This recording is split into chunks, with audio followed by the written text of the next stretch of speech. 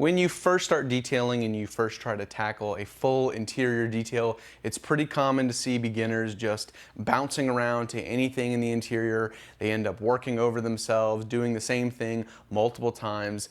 So we wanted to make a video to explain the steps or the process in which you should tackle your interior. That way you can limit or minimize the amount of time you have to go back and work over yourself. Before we talk about process though, the first thing you're going to want to do when you're tackling an interior detail is decide what you're looking to get out of this. Are you looking to do a full strip down, complete clean from the ground up, or are you just looking to refresh it?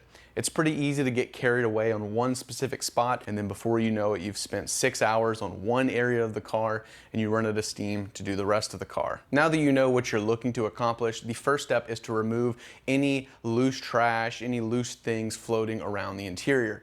That includes cups, clothing, any little bits, bottles, things like that, and then most importantly, the floor mats. If you have rubber floor mats, it's a pretty good idea to do this before the wash if you're planning on washing the car before or after. That way you can scrub them down during the wash. I would recommend using an APC or even a brake cleaner on those rubber floor mats. The second step is to vacuum absolutely everything. I like to start up at the dashboard and the gauge cluster areas like that. That way I can work top down. If you're working from the floor up, you might find that you have to go back down and vacuum the carpet again once you're done. If you need to do any extracting or hitting little spot areas, right now is a good time to do that. That way it'll have time to dry before the interior detail is completely done. The third step would be any plastics in the car. That includes your door cards, your dashboard, your center console, steering wheel, things like that. Don't worry too much about getting overspray on the glass or anything like that, since we'll come back to that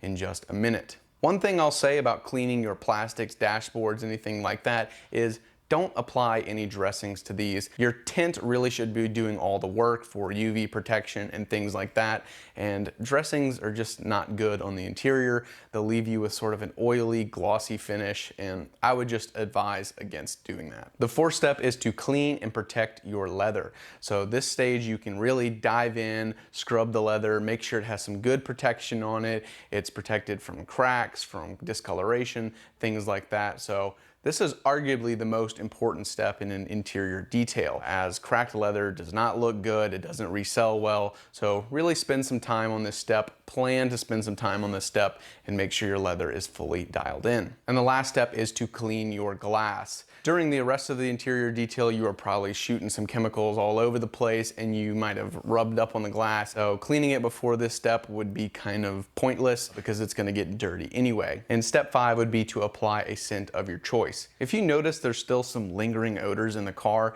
you might want to use something like Koshkemi's Freshen Up, as it's a deodorizer as well as a scent. But if there is no scent in the car and you'd like to add one, you have your choice of Bliss or Eden from Angel Wax, or my personal favorite, the Fine Leather Scent from Griot's Garage. So there you have it. That's the order that I would personally clean my interior in. That's the order I would recommend you clean it in. But of course, as always, you can change this. You could adjust it to your specific situation. And as always, you can get everything we mentioned in this video at our store at obsessedgarage.com. And if you have any questions about cleaning interiors or anything like that, let us know in the comments or reach out to support@obsessedgarage.com.